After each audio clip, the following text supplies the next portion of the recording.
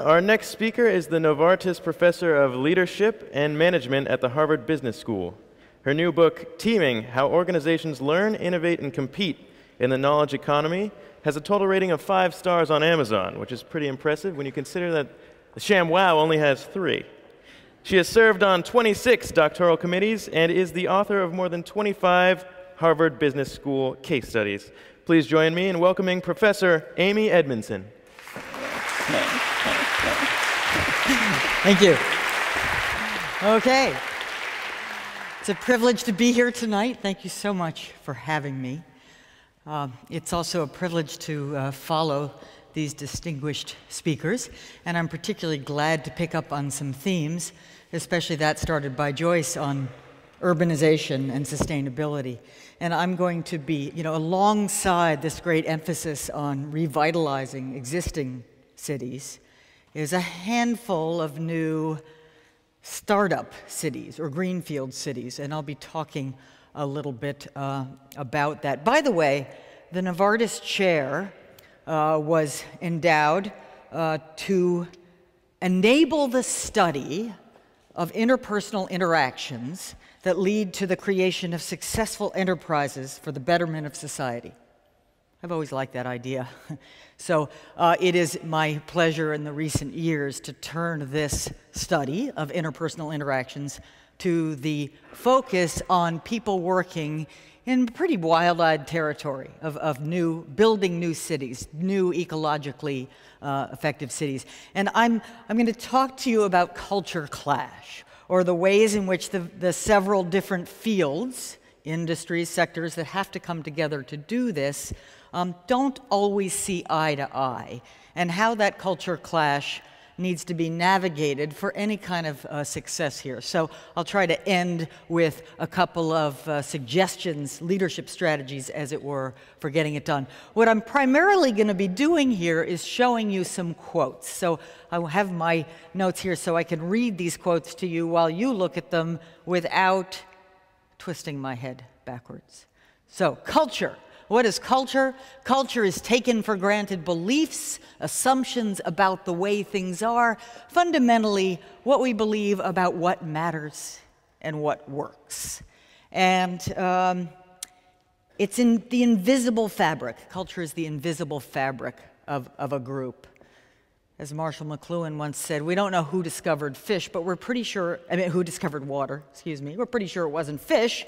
They take it for granted. So its very invisibility to the people swimming in it makes culture tricky when we try to cross boundaries. So the research I'm talking about here comes from 3 in-depth studies over the last 2.5 years of 3 innovative projects. 2 of them are in the US. One's in the US, 2 are in Europe. These are all pseudonyms. Sustex City was it's kind of on hold. Startup Smart City in Europe, meant to be sensor-enabled, software-driven, ecologically, economically, and socially sustainable, and so forth. Green Market was a small eco-district in a northern European city, existing city, that had low to no carbon goals. And Arcadia Landing is a US-based city, sustainable city, new city focused on healthcare, all aspects of healthcare, from science to delivery. And we studied, my colleague Tiona Zazul, a late-stage doctoral student at the business school, and I studied these projects and the collaborations they involved for the last few years. This is my thematic diagram of at least 5 players that have been involved in navigating these rather innovative projects. And what I've done in this chart is simply put numbers in to show just schematically the number of different relationships involved, and each of those relationships between domains is a potential minefield. It's a domain fraught with hurdles, or an opportunity to get together and learn from each other and do something truly innovative that none of us have done before. Or, maybe more simply, could these 5 people work together? Right, so you may recognize some of them. These are iconic figures, in my mind anyway, in each of these 5 domains. We have architect Rem Koolhaas, Stan Gale, the visionary developer, John Tochi, a wonderfully visionary builder in the local area, and someone who needs no introduction in his early days. I think since the IT guys are usually young, I have him here. Young Bill Gates, and last but not least, our very own Tom Menino. Could they get along? My answer is yes, but not without some effort. So let me just jump right in and show you what we found in looking at the interactions across worlds. We see in this first quote, we see how a construction manager views the IT folks that he's forced to work with in Sus-Tech City. He actually has great fondness for them, but he says, we're dealing with IT people when it comes to Sus-Tech, and they're different. We actually have to build things. So a little more solidity, a little more importance. And a senior IT developer looking at a real estate manager, they don't necessarily tell us everything, and sometimes what they tell us things, we don't necessarily understand it. We don't speak quite the same language in quite the same way. When we tell them stuff, we don't think they understand the implications.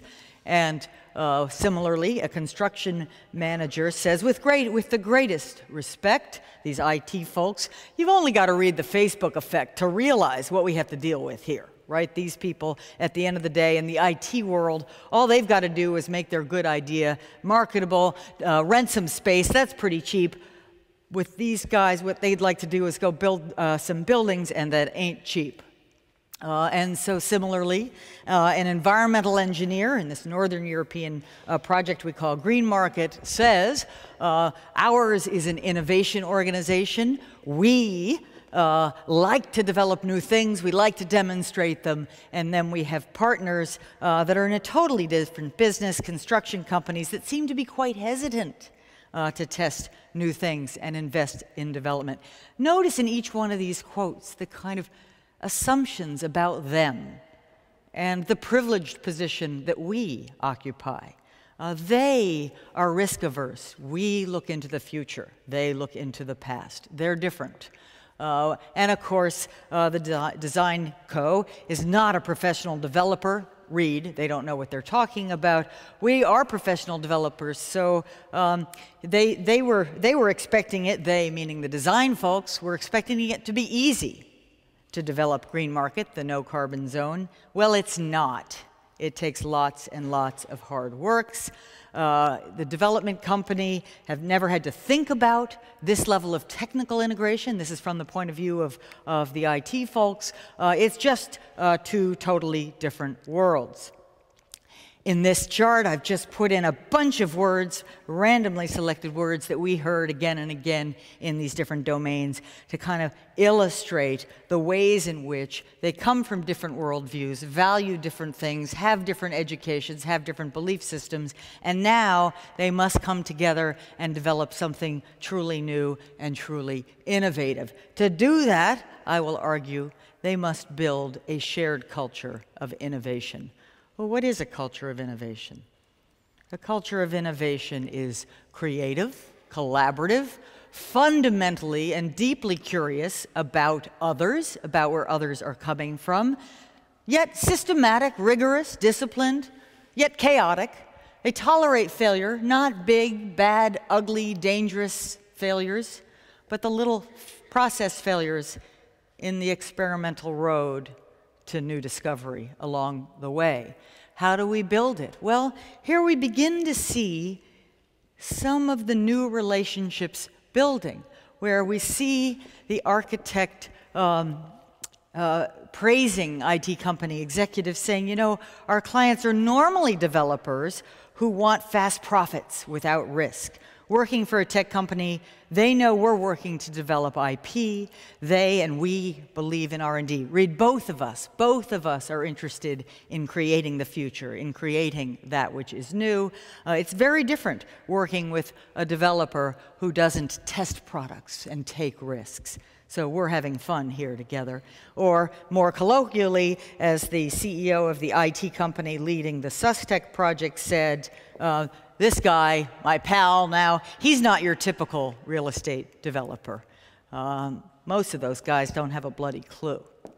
Revealing, of course, this great friendship that has developed, but also his general biases and animosity about the profession. And in Arcadia Landing, perhaps, I think these are all pseudonyms, as I said. This is likely to become the most successful, if not the only successful, of these three projects. We rub off on each other.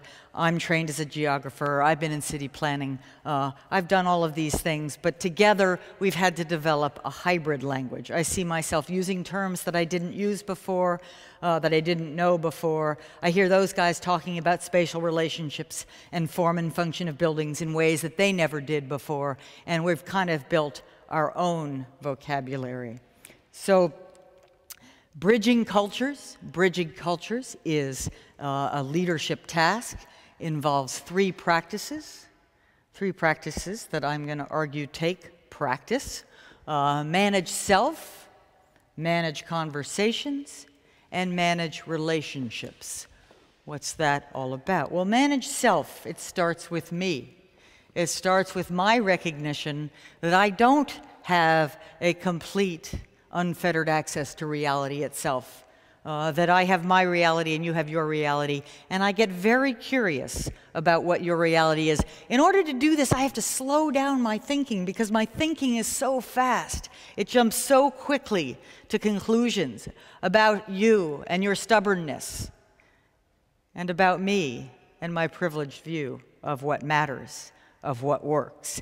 So I must slow that down. I have to get a handle on my own emotions. I have to understand that when I'm triggered by something you say, it says as much about me as it says about you. I have to stop to consider your perspective as well.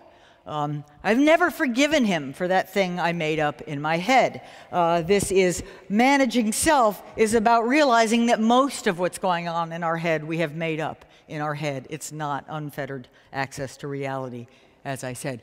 Manage conversations.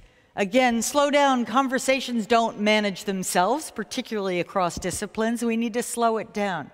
We need to reveal our thinking. We need to reveal our logic in a much more thoughtful, conscious, deliberate way than we thought. We need to inquire into quiet voices. They sometimes hold the key to the kingdom.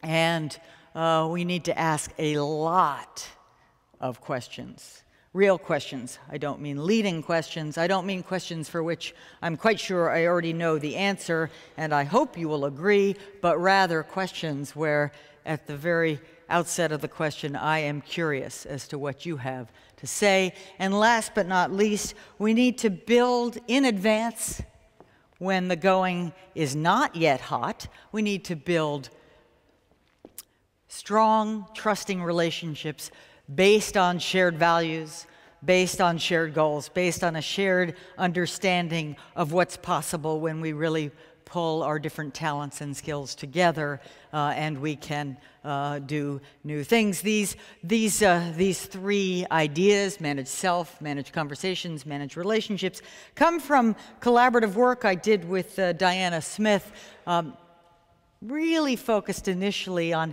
how do people in organizations manage their toughest, most value-laden conflicts, and how do they come to decisions that work for all. So if I go back to my diagram, in the center is magic. In the center, where we all can get on the same page, where we can manage conversations thoughtfully, is innovation, is the possibility to change behavior, have new technology, and potentially throw some power around, I hope. So, a new, brand new, ecologically smart city, a district with no carbon emissions, a brand new city focused on healthcare in an extraordinary way? Well, as Einstein put it, if at first the idea isn't absurd, there is simply no hope for it. Thank you very much.